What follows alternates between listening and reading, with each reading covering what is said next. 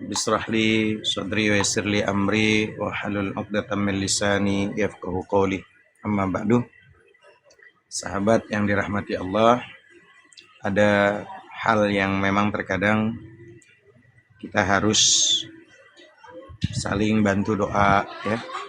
Siapapun di antara kita setiap hari jangan pernah berhenti untuk selalu mendoakan orang-orang yang kita cintai, yang kita kenal, yang tidak kita kenal, agar kiranya selalu bisa menjadi hamba-hamba yang benar-benar mendekatkan diri kepada Sang Pencipta Allah Rabbu Jalla Jalaluh.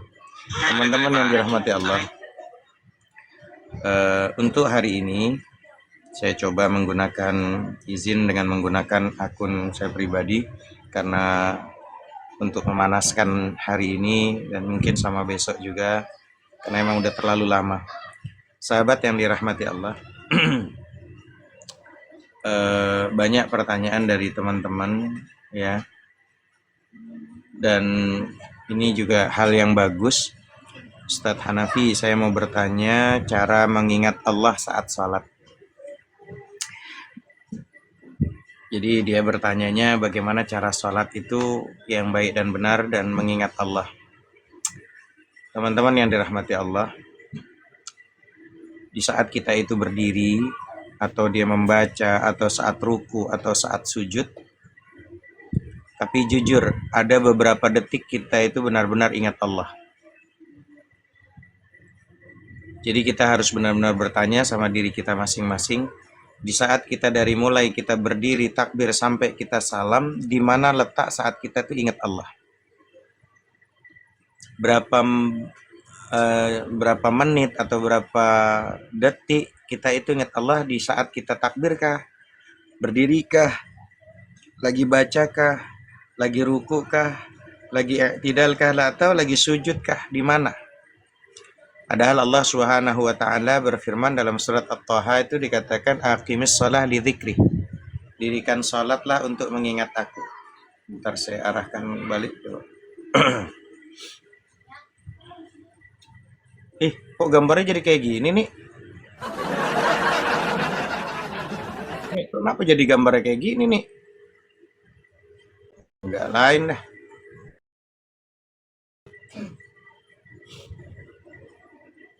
Ngeri kali lah.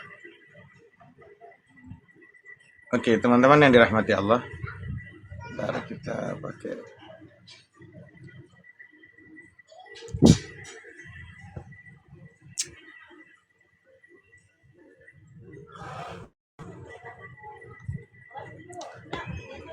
Maka disinilah kalimat dari surat At-Taha, aqimis shalah li dzikri. Dirikanlah salat untuk mengingat aku, kata Allah.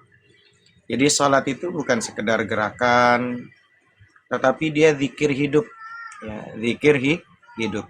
Rasulullah SAW mengajarkan ihsan. Apa itu ihsan? Waalaikumsalam warahmatullahi wabarakatuh yang sudah hadir. Anta'budallah ka'annaka tarah, fa illam takun tarah fa innahu yarah. Engkau itu beribadah kepada Allah seakan-akan engkau melihatnya. Jadi inilah kuncinya, jadi hadir. Bagaimana caranya? Pertama, sadari setiap bacaan jangan hanya cuman membaca. Jangan cuman membaca. Rasakan siapa yang kamu panggil, siapa yang kamu hadapi. Kan gitu. Jadi pada saat kita takbir, lagi berdiri, Allahu Akbar, sadari. Ya, setiap bacaan jangan hanya cuman membaca takbir saja. Kita membesarkan Allah. Ya, lagi menghadap kepada Allah, rasakan siapa yang kita panggil ini. Ya, yang kedua, perlambat dan tenangkan nafas. Atur nafas gitu. Jangan terburu-buru. Allahu Akbar kabira, alhamdulillahi katsira, subhanallahi bukratan wa asila. Termasuk nanti di sujud dan ruku, subhana rabbiyal a'la wa bihamdi. Enggak perlu terburu-buru, cuman satu kali tapi dia dengan makna yang sangat diresapi, itu lebih bermanfaat, teman-teman. Daripada kita buru-buru tapi kita nggak menghayati. Ya, perlambat, tenangkan nafas kita, jangan terburu-buru, tarik nafas pelan, hadirkan kesadaran bahwa kita sedang menghadap kepada Allah. Biarkan pikiran ikut diam. Ya, lalu hadirkan rasa dia melihatmu. Ya. Kalau kau memang tidak bisa melihat Allah, anta'budallah ka'annaka tarah fa illam takun tarah fa innahu yarak. Harus yakin bahwa Allah sedang melihat kamu. Ya, walaupun kamu tidak melihat Allah, rasakan Dia melihatmu sekarang. Lepaskan dunia saat takbir Allah, seperti kita tangan itu melepaskan semuanya, tapi hanya Allah saja. Ya, lepaskan semuanya, hanya Allah saja. Tinggalkan sejenak semua urusan-urusan dunia. Fokus dari apa yang sekarang kita menghadap kepada Allah. Sampai di posisi nanti kita sujudnya, kan gitu. Di saat sampai dari mulai rukunya, tidalnya, bangun dari ruku, sampai berdiri, sampai nanti sujudnya gitu. Fokus di sujud ini titik paling dekat kepada Allah. Ya.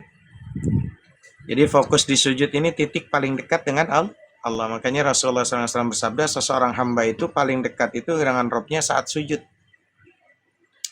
Ya, jangan terburu-buru di sini, tahan, rasakan, lihat contoh para sahabat. Banyak contoh seperti para sahabat Sayyidina Ali bin Abi Thalib radhiyallahu anhu. Ketika salat itu beliau itu begitu fokus hingga tidak merasakan sakit saat anak panah dicabut dari tubuhnya. Ya. Karena kesadarannya penuh kepada Allah. Begitu juga ada Abu Bakar Siddiq, saat salat sering nangis karena benar-benar merasakan ayat-ayat yang dibacanya, dia fahami. Ya. Itu bukan karena mereka lebih hebat, teman-teman.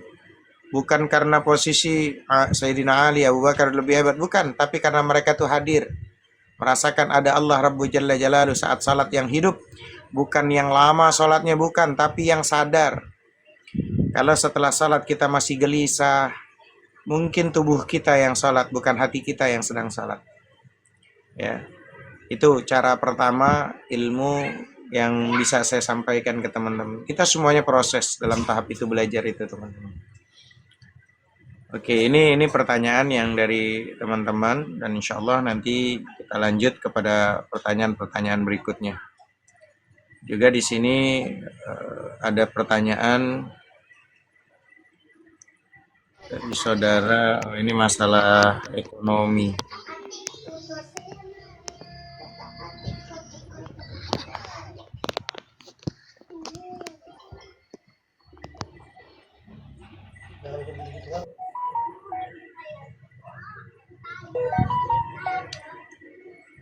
Banyak sekali pertanyaan, dan diantaranya ada yang belum pernah ditanyakan, cara membedakan antara orang yang cerdas dan orang-orang yang pura-pura cerdas. Apalagi Ustadz Hanafi ketika dalam ranah berdiskusi, saya suka dengan gaya Ustadz Hanafi yang memang tidak pernah memaksa orang atau tidak pernah menyudutkan dalam tanda kutip dengan mantik, dengan logikanya. Terima kasih Ustadz Hanafi dan atas jawabannya nanti. Assalamualaikum warahmatullahi wabarakatuh. Teman-teman yang dirahmati Allah. Jadi hati-hati, ini ciri orang yang terlihatnya pinter, tapi sebenarnya ya cuman sok-sok pinter doang gitu loh. Kan ada orang yang sebetulnya dia itu nggak pinter tapi sok pinter. Nah itu banyak tuh. Dan teman-teman ada poin ya, kunci. Waalaikumsalam warahmatullahi. Ada poin kunci untuk membedakan cerdas beneran atau cerdas yang dia sebetulnya beleng-beleng. Ada. Mungkin teman-teman itu pernah nggak ketemu orang yang kalau ngomong kayaknya paling benar gitu kan? Kalau ngomong kayaknya paling benar, tapi pas didalami ternyata isinya kosong, zong. Ya. Nah ya abangku, Bang Sarif Salim, kita kalau lagi nggak kerja, tapi kalau Sabtu lagi rileks, kita ngobrol-ngobrol sini, kita serang Ani lagi. Ani kita serang. Ustaz. Ani lagi libur juga, Bang. Ya, assalamualaikum Ustaz. Semuanya. Ustaz. Siap. Assalamualaikum warahmatullahi wabarakatuh. Insyaallah luar biasa. Lagi santai kah, abangku, Bang Sarif Salim? Iya Ustaz. Dengan santai. Mantap. Kita berarti bisa sama-sama santai nyerang Ani kita. Nanti lawan kita Ani. boleh. Biasa mah lagi liburan juga si Ani itu. Pak Ustadz. Ya, Bang Alek. Ya, siap. Ini Pak Ustadz, gini loh Pak Ustadz. Kalau teman punya utang ya kan Pak Ustadz. Teman punya utang, kita tagih, dia marah gitu Pak Ustadz. Itu yang berdosa kita apa yang utang Pak Ustadz? Teman punya utang, kita nagih, teman marah. Ya hak dia untuk marah, hak dia untuk diam, hak dia untuk tertawa kan. Kita kan cuma nagih, tugas kita nagih. Barangkali gini yang jadi masalah abangku. Kenapa kok orang itu bisa tersenyum, bisa marah, bisa ini sensitif gitu. Barangkali Ya, yang terpenting tuh hasibu qabla an tuhasabu. Menghisap diri kita dulu itu penting. Kenapa sih orang kalau kita ngomong dia nyaman sama kita? Kenapa ketika kita ngomong padahal hak kita tapi kok dia marah? Barangkali cara dan gaya kita yang kurang menarik kali Bang Alek. Oh. Itu Itu gimana yang itu Pak kadang Ustadz? Itu ya gimana nggak maksudnya apa-apa gini Pak sih. Ustadz? Nggak apa-apa kan kita Kita kan niatnya kan mau minta minta hak kita kan karena kan dia minjem gitu kan betul nggak Bang Alek? iya, betul betul Pak Ustadz. Tapi Tapi dia marah terkadang gitu kan. ya sebaik apapun kita Bang Alek nggak semuanya itu harus suka sama kita juga kan harus manut juga sama kita kan ada sisi ketika kita menagih hutang sama seseorang jangan-jangan dia marah barangkali dia lagi terbawa dengan suasana ini orang nggak ngerti amat sih saya lagi nggak ada kalau ada juga saya kasih barangkali dia kebawa emosinya dia karena memang nggak tahu ya benar apa enggak omongan saya Bang Alek nanti ada abangku juga Bang Sarif Sarif biasanya orang yang banyak emosi sensitif itu biasanya orang-orang miskin tuh sensitif banget biasanya. Orang lagi fakir, miskin, itu kebanyakan lebih banyak sensitifnya daripada orang yang sukses kaya raya. Iya ya. Jadi tanggapan kita cuman itu Pak Ustadz. Diam aja atau Ya balik kita marah? woles, kita woles aja, santai aja abangku. Aku Iya nagih ya. kan aku cuman minta. Kalau memang abangku ada, aku ingatkan abangku kan punya utang. Kalau memang abangku mau bayar, ingatkan minta. Abangku kan punya utang. Minta supaya abangku tidak kesusahan nanti di yaumil kiamah, di hari kiamat. Kalau memang abangku tidak ada, kapan adanya? Kan enak tuh kalau ngobrolnya dari hati ke hati kan. Biasanya kan Tapi kalau kita nagih utang itu ini ada Pak unsur Ustadz. pertama. Biasanya orang tuh marah itu kita nggak ngelihat kondisi situasi kan, Bang Alek. Hmm, Jangankan betul kita betul. ngomong nagih utang, jangankan kita ngomong nagih utang, saya Hanafi, mungkin abangku Bang Sarif Salim kalau pulang terus istri aja kita baru pulang nanyanya bukan pada tempat momennya kadang kita emosi juga betul nggak bangku? Betul. Padahal Tapi cuma gini Pak nanya, Ustadz. Dilema padahal juga cuma kita. nanya mau pakai air anget apa atau air dingin atau udah makan apa belum makan. Tapi kita karena terbawa di luar kadang momennya nggak pas kadang harusnya kan gitu loh bikin nyaman dulu gitu. Nah kadang orang nagih utang juga kayak gitu kadang nggak tahu momen waktunya kadang udah kesel aja dari hati aku mau nagih ada punya utang kadang emosi itu kadang tuh. Iya. Kadang serba salah Pak Ustadz. Nanti kita lembek-lembek kali nggak dibayar-bayarnya. Nanti kita diemin, dia diem aja gitu. Ya minimal dari hati yang paling dalam lah abangku. Rasakan ketika kita itu ingin nagih utang abangku sebagaimana Rasulullah SAW itu mengatakan gini al yadul ulya khairum min yadis suflah tangan di atas itu lebih mulia daripada tangan di bawah minimal kita bersyukur dulu kepada Allah bahwa Allah jadikan kita itu bisa minjemin orang bisa bantu orang rasakan dulu ya Allah makasih kau anugerahi saya itu bisa bantu orang minjemin walaupun memang kadang saya juga sebetulnya butuh. Nah rasakan dulu seperti itu bahwa siapa sih yang pengen minjem Bang Alek, siapa sih yang hidupnya pengen susah, siapa sih yang nggak pengen punya uang tuh siapa, tuyul aja lagi pengen nyari duit tuyul, tuyul aja, tuyul doyan sama duit Bang Alek. Jangankan tuyul yang botak, tuyul yang gondrong tuh Nurhana, Sri, Hera, Ani, Bunda Zen, tuh tuyul gondrong. Yang botak aja doyan apalagi yang gondrong. Jadi hidup itu apa ya saran saya sih ya Bang Alek. Kalau kita dibuat ruwet, dibuat serius, kita tuh nggak bisa happy. Beneran Bang Alek. Jadi kalau kita tuh sadar bahwa ya Allah saya tuh bisa bantu orang, alhamdulillah makasih ya Allah. Dan hanya ini yang saya bisa lakukan untuk bantu orang ya Allah mudah-mudahan kau terima ya Allah kan gitu keren Bang Alek. Iya Betul betul nggak? betul. Betul betul Lagian betul. juga siapa sih yang pengen susah minjem duit gitu loh Bang Alek. Jadi kalau kita pernah di posisi susah Bang Alek, saya yakin teman-teman, bedanya OKB, orang kaya baru, artinya orang yang kaya baru kan yang dia posisinya karena ngelanjutin bapaknya, dia nggak pernah berjuang.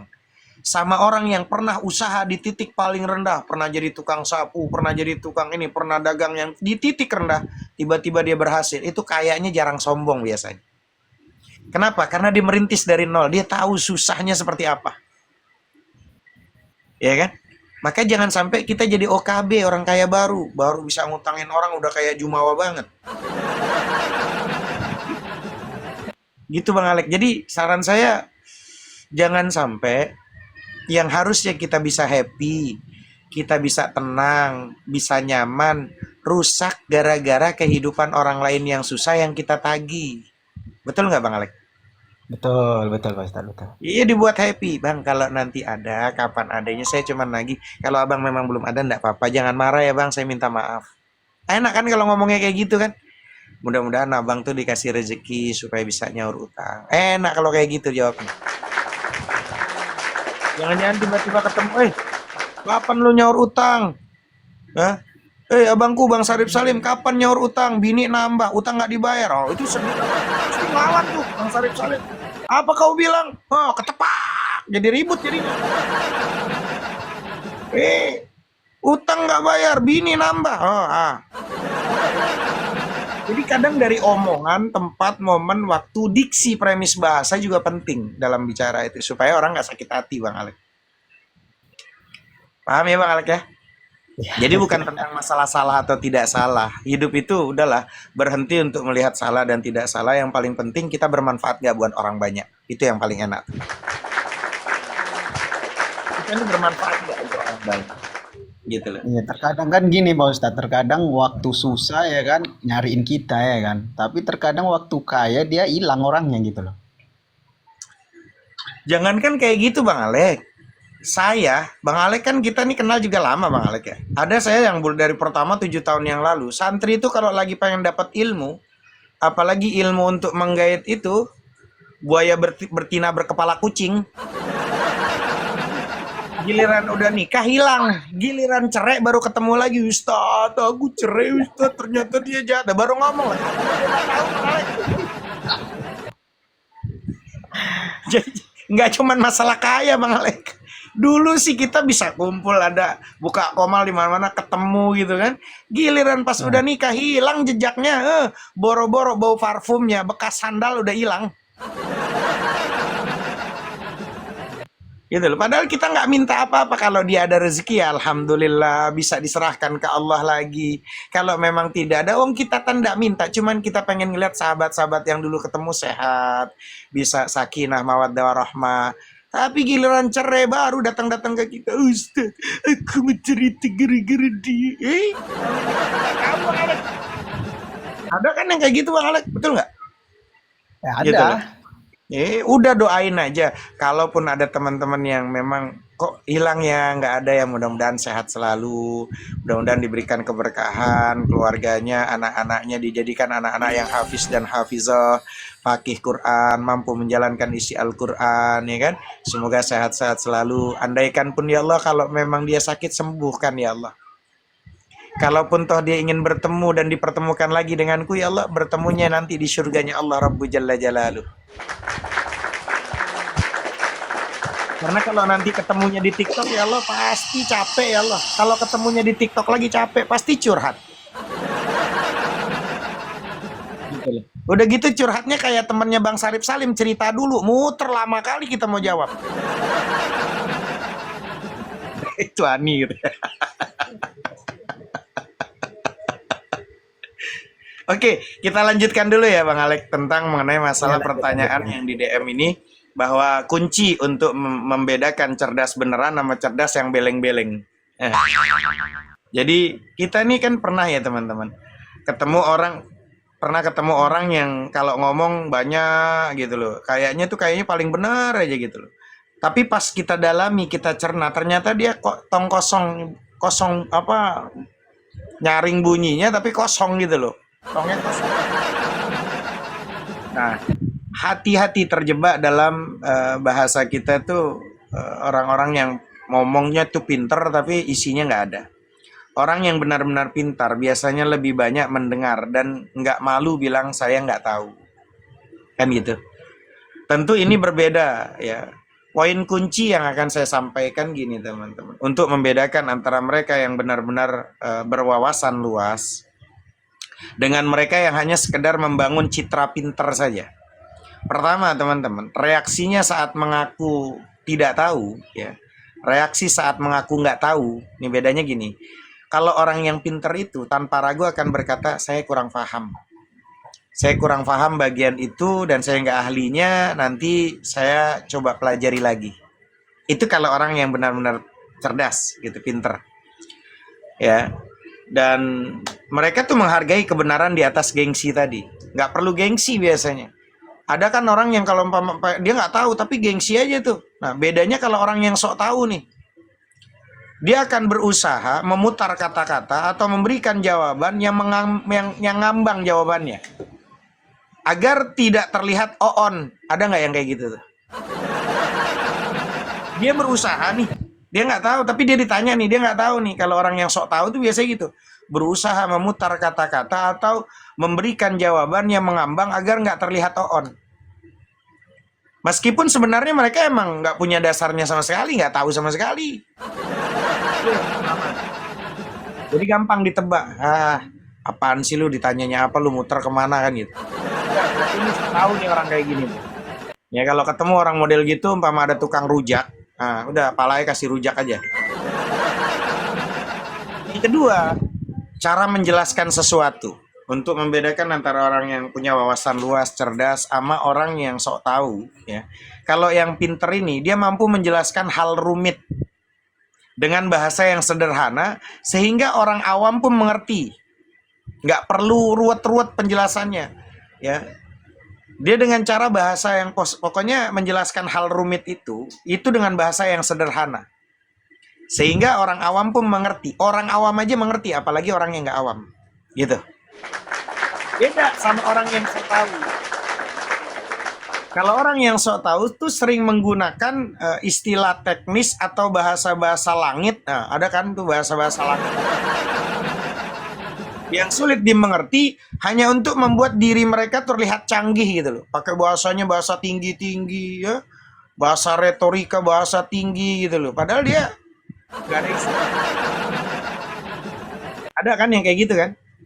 Sering menggunakan istilah-istilah teknis, bahasa-bahasa yang tinggi gitu loh, bahasa langit kalau perlu, yang sulit dimengerti hanya untuk membuat diri mereka itu terlihat canggih gitu loh, terlihat pinter gitu loh. Ada tuh yang ketika minta tolong penjelasan itu nggak sulit dimengerti gitu. Yang ketiga, kemampuan mendengarkan. Orang-orang cerdas, ya orang pinter itu lebih banyak mendengar dan bertanya karena mereka sadar kalau ada hal baru untuk dipelajari. Kalau ada hal baru, dia akan tanya. Apapun itu, masalah apapun termasuk dalam hal pertemanan, persahabatan, lingkungan, makanan, dia akan tanya. Lebih banyak dia mendengar, bertanya karena mereka sadar kalau ada hal baru untuk dipelajari. Beda sama orang yang sok tahu nih. Sering memotong pembicaraan orang lain. Dan juga mendominasi diskusi karena fokus utama mereka adalah ingin didengar, bukan untuk memahami. Ini orang yang sok tahu tuh. Banyak ya teman-teman di TikTok ya, sering ya. Apalagi kalau nemu diskusi sama yang biasa sebelah itu. Terus lagi untuk membedakan antara orang yang benar, orang yang orang yang pintar benar-benar cerdas, wawasannya luas, sama orang yang sok cerdas. Biasanya sikap terhadap kritik si pinternya gimana nih kalau terhadap kritik nih, sikapnya dia terhadap kritikan. Kalau si pinter itu dia melihat kritik atau perbedaan pendapat itu sebagai kesempatan untuk validasi data atau belajar sudut pandang baru. Gitu loh kalau ada kritik tuh. Tapi beda sama orang yang sok tahu. Kalau sok tahu tuh cenderungnya defensif dia, merasa diserang secara pribadi, seringkali balik merendahkan lawan bicaranya agar argumen mereka tetap terlihat menang tuh. Ada kan kayak di sebelah tuh. Biasa diskusi kayak di sebelah. Terakhir teman-teman, sumber informasi. Nah biasanya orang yang pintar itu, kalau sumber informasinya dia memiliki rujukan yang jelas, ada kaidah yang jelas. Mama pakai KBBI atau nanti pakai kitab suci yang apa gitu, valid dia ada. Ya, berbasis data dia kalau orang pintar atau pengalaman yang nyata, fakta. Beda sama orang yang sok tahu. Nah, ini kalau orang sok tahu sama yang komal-komal tuh. Biasanya hanya berdasarkan katanya tuh begini, Islam tuh katanya begini. Oh. Karena bedanya di situ aja sih, simple. Untuk orang melihat orang yang benar-benar dia itu wawasan yang cerdas sama orang yang sok cerdas. Biasanya kalau yang sok cerdas tuh biasa katanya, nah informasi selalu katanya. Artikel yang cuma dibaca judulnya atau tren yang sedang viral tanpa memverifikasi fakta. Itu biasanya orang beleng-beleng kayak gitu. Itu loh. Paham ya teman-teman ya? Pak Itu. Ustadz, Yuk, silakan gini Pak Abang. Ustadz. Gini Pak Ustadz, kalau kita jualan ya kan jualan, tapi bohong harga itu gimana Pak Ustadz? Jualan tapi bohong, harganya bohong gitu. Iya, misalnya gini kan, harganya Aha. 5.000 jadi kubuat 7.000 gitu. Jadi gimana tuh? Namanya kita jualan ya kan? Heeh. Jadi kalau kembali lagi sih kalau pandangan saya ya Bang. Banyak orang tuh, ini ilmu ya, nanti nggak apa-apa kita sharing tentang masalah harganya dibikin mahal kan gitu ya Bang Alek ya. Iya, terkadang kan orang Itu kan biasa, maunya murah aja tapi istimewa ya, ya, gitu loh. Bingung juga saya kita. paham. Tapi ini kita edukasinya begini, bahasanya nanti kita balik gini. Biasanya tuh kalau umpama BBM naik, di masa-masa krisis kan kalau udah BBM naik, semua naik. Pasti begitu nggak? Kalau BBM naik dimanapun negara wilayah, pasti semua bahanan pokok dan semuanya pasti naik. Betul nggak? Betul, betul Pak Ustadz. Nah, teman-teman, di masa krisis, naikkan harga atau turunkan kualitas. Ini nih pelajarannya nih. Naikkan harga atau turunkan kualitas. Coba, menurut teman-teman yang mana tuh? Nah, ini edukasi ya. Banyak di masa krisis itu, ini cara berpikir yang menentukan nasib bisnis kita. Banyak bisnis panik saat biaya naik. Betul? Sampai tadi kata Bang Alek tuh kita naik harganya kita tinggiin kan gitu Bang Alek. Betul nggak? Ya betul, betul Pak Ustadz. Banyak bisnis panik tuh saat biaya naik tuh kayak bensin, kalau udah solar, bensin semua naik, pasti otomatis semua naik. Harga bahan baku tuh jadi naik. Biaya operasional naik. Daya beli terasa jadi turun, betul? Lalu muncul ada dua pilihan yang terlihat logik, yang terlihat logis. Naikkan harga atau turunkan kualitas. Tuh, dua tuh biasanya orang pedagang tuh. Betul nggak teman-teman? Naikkan harga atau turunkan kualitasnya. Ini nih edukasi nih belajar nih. Ya, saya coba Janti 10 ada Bunda Rose, ada Empok gue di bawah. Gue baru ngeliat Pok. Naik Pok. Oh, Empok. Biasanya kan lagi krisis gitu tuh kalau BBM naik itu, ini naikkan harga atau turunkan kualitasnya. Nah, keduanya itu terasa seperti solusi tuh, kayaknya logik banget gitu. Padahal seringkali keduanya itu adalah jebakan teman-teman. Itu menurut saya ya, kalau saya pandang gitu ya. Walaupun saya udah lama, hampir 2-3 tahun tuh saya jadi karyawan udah nggak jarang dagang gitu. Mati membaca alam, membaca semuanya. Keduanya seperti solusi, padahal seringkali keduanya itu adalah jebakan dalam bisnis, dalam dagang, dalam usaha tuh. Karena masalah utamanya bukan di harga, teman-teman. Dan juga bukan di kualitas. Ingat itu. Masalahnya itu bukan utamanya bukan di harga, bukan di kualitas kalau orang dagang usaha itu. Mau tahu? Masalah utamanya adalah ada di cara Anda memandang nilai. Ya. Pertama, teman-teman, yang dibayar tuh bukan harga, tapi alasan dibaliknya, teman-teman. Catat itu. Kalau seorang bisnis, orang lagi dagang, lagi pengen punya bisnis, usaha tuh apa, yang dibayar tuh bukan harga, tapi alasan dibaliknya. Orang itu nggak alergi dengan harga tinggi sebetulnya, Bang Alek. Orang tuh nggak alergi dengan harga tinggi. Mereka tuh alergi tuh pada harga yang tidak terasa pantas. Betul atau tidak, teman-teman? Saya tuh akan alergi pada harga yang tidak terasa pantas. Itu saya tuh. Harga mahal itu masih bisa diterima. Selama alasannya jelas. Betul nggak? Harga mahal masih bisa diterima. Selama alasannya jelas. Nah, sebaliknya, harga murah pun bisa ditolak Harga murah aja bisa ditolak kalau terasa ada yang dikorbankan. Oh ini murah banget, jelas murah lah orang ini kan nggak ada ginian. Nah, kita kalau umpama kayak barang atau makanan murah, murah lah jelas orang kayak gini rasanya. Kenapa? Ya orang murah aja masih bisa kita tolak teman-teman. Ya. Kalau terasa ada yang dikorbankan rasanya, ya kan? Gitu loh. Nah di titik ini banyak bisnis salah langkah, Bang Alek. Mereka menaikkan harga tanpa menaikkan persepsinya. Atau menurunkan kualitas tanpa menjaga kepercayaan, dikurang-kurangin gitu loh. Ya kan? Roti yang asalnya besar kurangin kecil, ya kan begitu tuh biasanya tuh. Nurunin kualitasnya tanpa menjaga kepercayaan daripada customer. Akhirnya bukan cuman margin yang turun, tapi juga nilai di mata pelanggan. Betul atau tidak? Nah, Betul, ingat betul. ini teman-teman. Yang dibeli itu bukan angka, tapi keyakinan teman-teman. Ya nanti saya dikoreksi ya teman-teman, karena saya juga seorang pedagang, cuman udah berhenti, mudah-mudahan aja bisa ketemu sama pedagang lagi. Yang dibeli itu bukan angka, tapi keyakinan. Yang kedua teman-teman, menurunkan kualitas itu cepat teman-teman. Menurunkan kualitas kalau Anda dagang apapun itu, menurunkan kualitas itu cepat, tapi dampaknya panjang.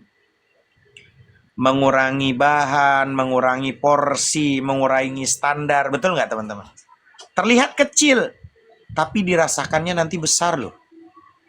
Masalahnya bukan sekedar kualitas turun, masalahnya adalah kepercayaan ikut terkikis, betul atau tidak? Dan kepercayaan itu mahal loh teman-teman. Sekali pelanggan merasa berbeda dari biasanya, mereka mulai ragu tuh, betul nggak? Sekali pelanggan itu merasa beda nih dari biasanya, mereka mulai ragu. Sekali ragu, mereka mulai membandingkan. Dan ketika sudah membandingkan, Anda nggak lagi istimewa teman-teman. Iya. Iya Bang Alek, kita aja kalau udah dibandingkan nih kita nih sama mantan masa lalu, kecil kita. Lu dapat nih cewek baru Bang Alek nih. Terus tiba-tiba cewek yang baru ini bilang sama lu, cowok gue mah beda sama yang cowok dulu mah bla bla. Udah langsung ciut lo. Iya Pak Ustadz ya. Memang fenomenal Pak Jangan Ustadz gitu ya. ya, Mama, jangan gitu ya, Mama. Iya Pak Ustadz. Gini Pak Ustadz, masa lalu kok selalu menang Pak Ustadz ya?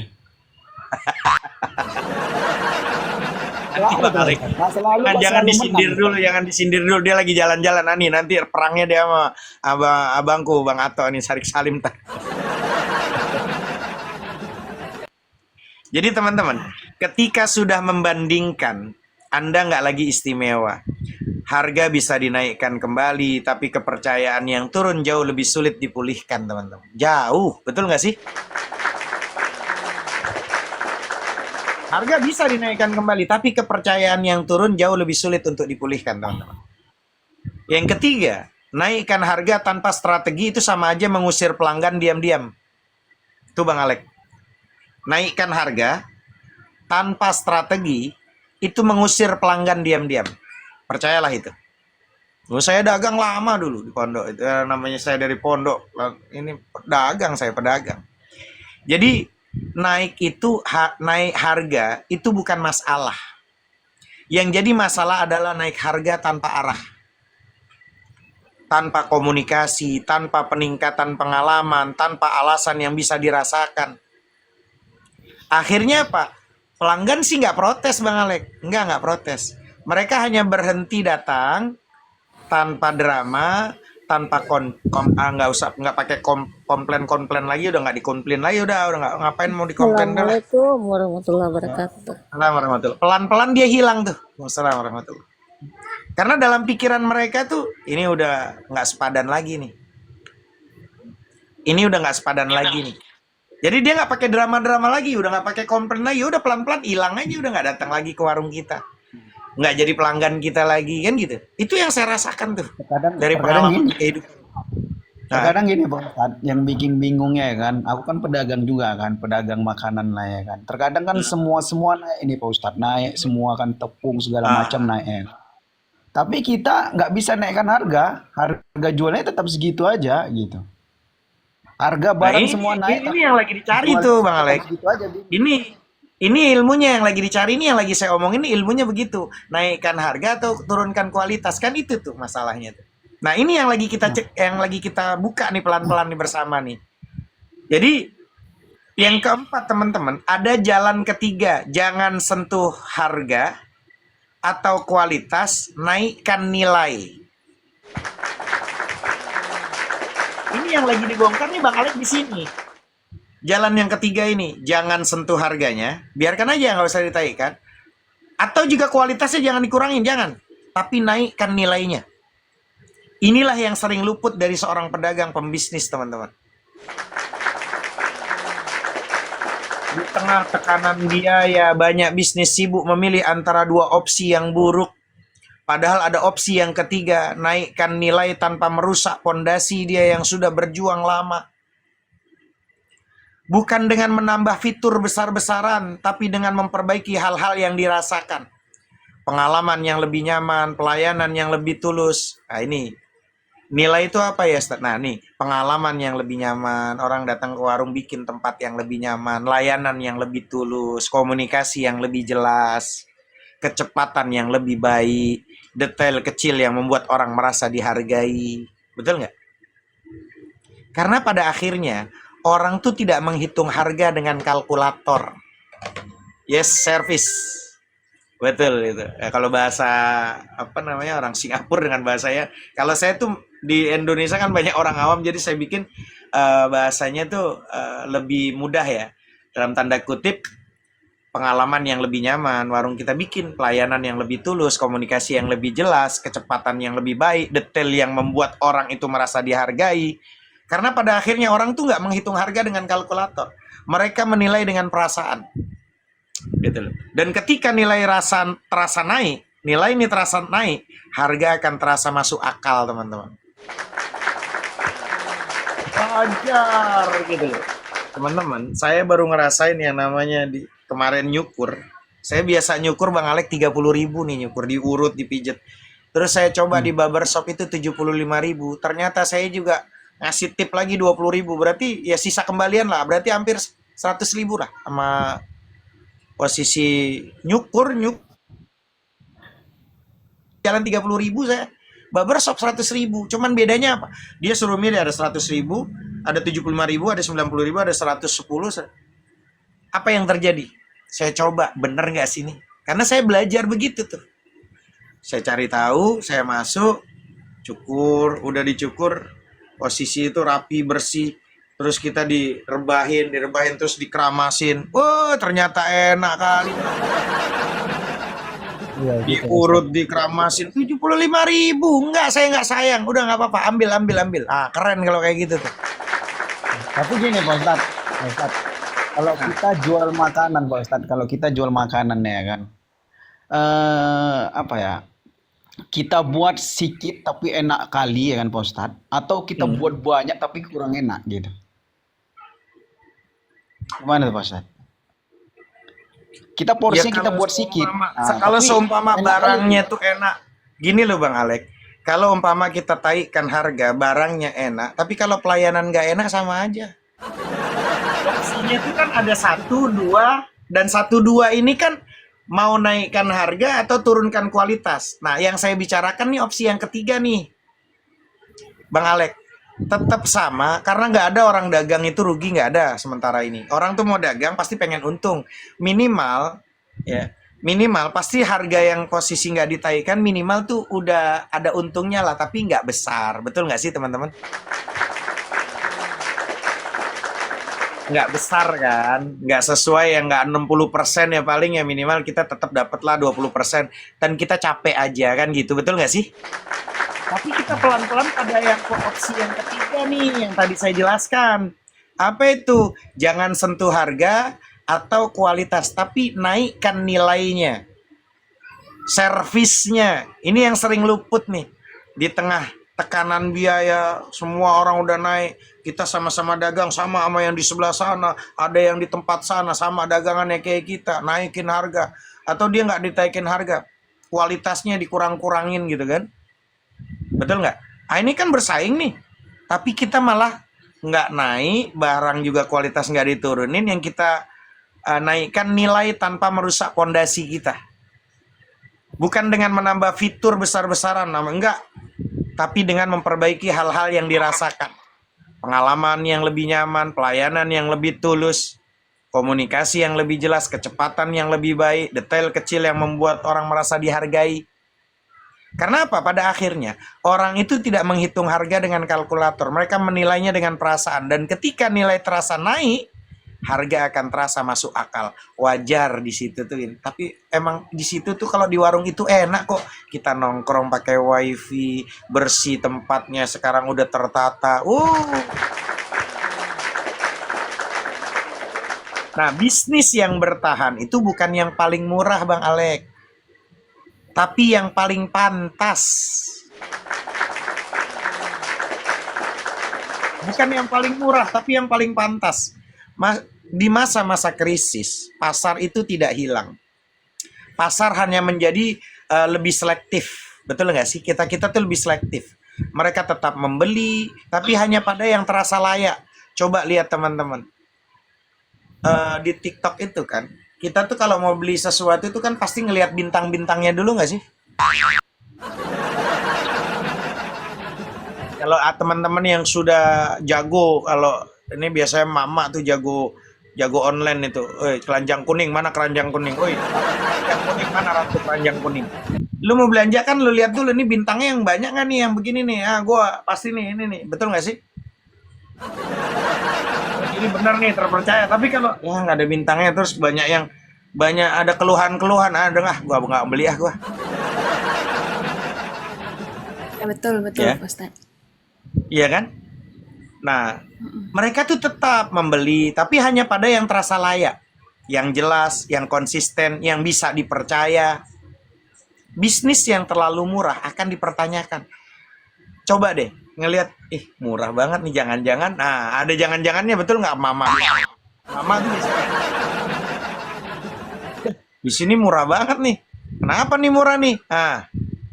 Jangan-jangan. Nah, mulai deh. Ya. Begitu juga teman-teman, yang bertahan tuh adalah yang terasa pantas. Dan kepantasan itu bukan soal angka, tapi soal persepsi yang Anda bangun setiap hari. Gitu loh. Penutup dari saya, Bang Alek dan teman-teman yang mudah-mudahan yang lagi pada usaha bisnis semakin berkembang, semakin berkah. Penutup gini, jadi naikkan harga atau turunkan kualitas menurut teman-teman? Kalau lagi krisis tuh dagang bisnis, naikkan harga atau turunkan kualitas? Mungkin pertanyaannya perlu diubah. Ya, bukan mana yang lebih aman, tapi bagaimana membuat pelanggan itu tetap merasa pantas membeli di tempat kita, teman-teman.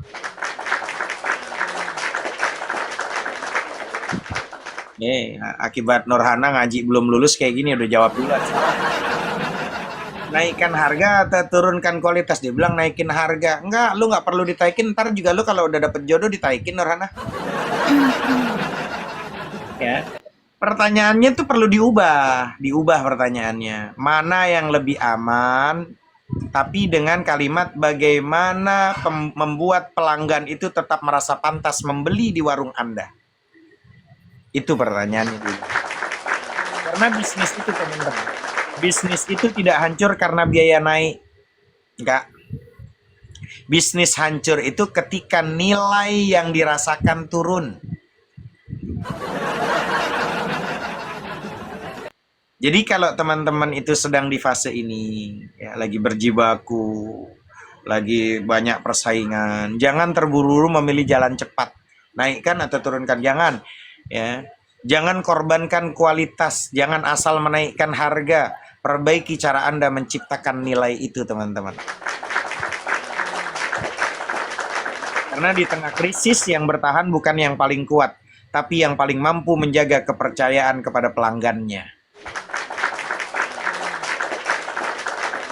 Akhirnya, dari situlah penjualan akan tetap berjalan tanpa harus berteriak-teriak. Allah Ta'ala akan bisa. Gitu Bang Alex, saran dari saya. Nggak tahu kalau teman-teman yang lain ada Mungkin Sri ada yang mau nambahin atau Lin atau Nurhana atau Ani atau Margi yang udah puluhan tahun dagang tuyul second silakan atau Oni. Ya kalau Ustad, bentar dulu, Apa, Kak Sri, gini, Ustad. ya Gini Pak Ustad, ya kan, kami kan ada usaha gini kan sama kawan ya kan. Jadi Hmm. kan tiap hari hujan aja, hujan aja Pak Ustad ya. Terus Ah, kami pakai pawang Pak Ustad, pawang hujan gitu kan. ah. Itu gimana Pak Ustad? Pawang hujan buat apa? Supaya nggak hujan? pakai pawang, Pak Ustad. Kalah tuh Kalau sama mau Bang Alek hujan, ini. Pakai pawang hujan, iya, kalau pakai pawang hujan, hujannya tetap hujan apa enggak? Pawang duit ada Tuhan nggak Bang Alek? kalah. Lek, lu ngadi-ngadi lu, Lek. Kalau pakai pawang hujan, ketika hujan tuh hujan berhenti atau tetap hujan? Hujan. Kadang nggak hujan, kadang hujan juga Pak Ustad. Kalau Tuhan emang ada hujan kalah. udah enggak pakai Ada pawang gini hujan, Pak lu Ustad. ngapain pakai pawang hujan lu Makanya ngadi-ngadi lu, gini Lek. Pak Ustad. Aku kan gini, aku kan ada usaha sama kawan kan. Udah aku bilang sama kawanku, ngapain pakai pawang-pawang? Kalau mau hujan hujannya itu, gue bilang gitu kan. Dia merengkel kali. Dia merengkel, udah kita pakai aja. Kata dia, berapa lah paling bayar? Kata dia kan. Ya udah terserah lah kalau mau pakai Lain lu, pawang Lek. kau. Kalau aku mending nyari pawang duit Pak Ustad daripada pawang hujan. Mendingan lu nyari pawang petir aja udah. Ya Allah. Nggak usah lah pakai pawang-pawang lah. Nggak perlu pawang-pawangan buat apa pawang-pawangan. Agak lain lu, Lek. Astagfirullah. Mendingan lu posisinya mendingan pawang janda aja, Lek, gitu loh. Ya kan? Pawang janda ini payah Pak Ustad. Assalamualaikum warahmatullahi wabarakatuh. Waalaikumsalam warahmatullahi wabarakatuh. Bangku, Bang Bintang. Siapa yang butuh pawang di sini? aja Aku tuh Pak Ustad. Pawang-pawang itu kan apa ya? enggak, siapa yang butuh pawang di Menggeser sini? Aku dia pawang ya, nih. menggeser. Itu Bang Alek itu. Bang Alek itu. Mau butuh pawang apa, Bang Alek? Enggak, Pawang jadi gajah, pawang harimau, pawang buaya. Saya bisa. enggak tadi cerita-cerita Pak Ustadz. Jadi ada teman gini kan. Kami kan buka usaha gitu kan. Tiap hari hujan terus nih, ya kan. Jadi teman ini ngasih solusi katanya kan. Dagang Kita es lagi, pakai Lek, ya. pawang hujan aja. Dagang es lagi, Lek.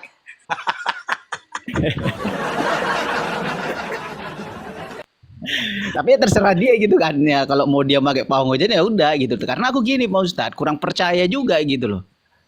Ya bukan Karena kalau kurang dipakai percaya, kalau hujan, saya emang hujan nggak juga percaya gitu. orang semuanya dari sang pencipta, mau ngapain lu percaya sama orang? Nah, sini sebentar ya, aku tambahin ya. Ada berapa tahun yang lalu ya, saudara aku kan pesta pernikahan. Nah, Iya di banyak hari itu itu Bang, kan, pakai pawang di hari gitu. itu apa, hujan gerimis. Dia cari pawang itu kan. Nah, dapatlah pawang tuh. Jadi apa tuh? Kayak sesajian tuh ya, garam, cabe, kan, gunting, pisau silet, macam-macam lah. Nah, dibacain mantan kundalkan dulu, kan gitu kan. Tahu-tahunya jam 8, weh, hujan deras sampai pagi. Masa Tuhan dilawan? Kan aneh itu, hujan itu berkah. Tengoklah negara-negara Afrika tuh nggak ada hujan tuh, kelaparan di sana itu. Betul nggak, Bang? Ya, setuju. Ah, masa Setuju, kita dikasih setuju. berkah ditolak? Tapi orang-orang gitu ada tuh Bang ya. Yang bisa Disitulah geser letaknya hujan gitu ya. sifat sirik itu. Betul tak? Sama kayak lu, Lek. Lu umpama nggak dapet jodoh aja, kadang mau dapet yang kedua, ketiga aja lu ke komal gua nyari pawang lu.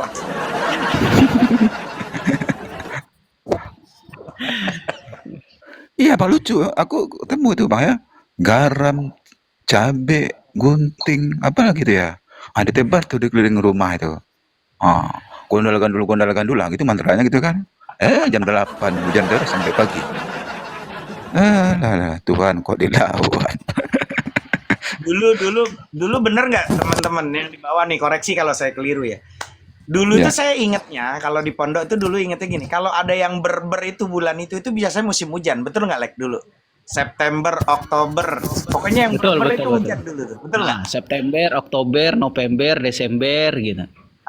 Ya, betul, Kalau betul, di betul. Saya Januari, mengalami. Februari, Maret, April, Mei, Juni, Juli, itu musim panas. Dulu yang saya tahu kayak gitu tuh, betul nggak sih, teman-teman? Sekarang Betul, tuh betul.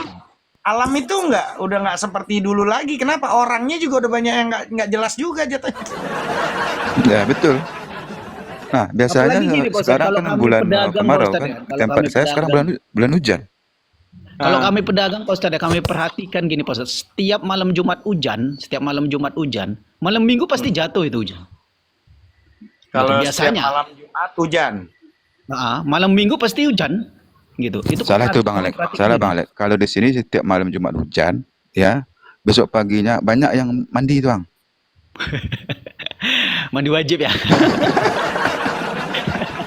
Tapi kalau gua lihat dari omongan Bang Alek ini, kalau gua buka ini